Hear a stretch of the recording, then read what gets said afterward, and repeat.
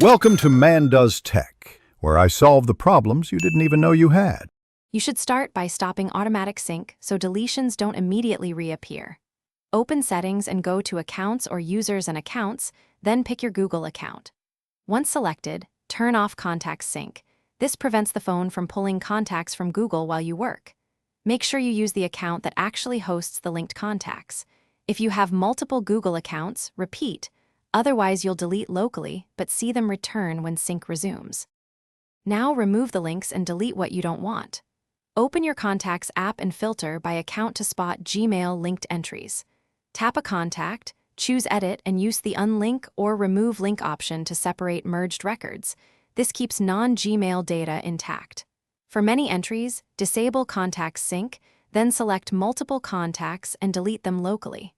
Once done, keep sync off until you confirm which records remain in Google. Finish by removing the source so contacts don't come back. Sign into Google Contacts on the web or the Google Contacts app and permanently delete the unwanted entries. That ensures server removal. Then clear the Contacts app cache or app data on your phone and reboot so the changes stick. If contacts reappear, make sure no other Google accounts are syncing the same names, or sign out and sign back in to force a fresh sync. That usually resolves lingering duplicates.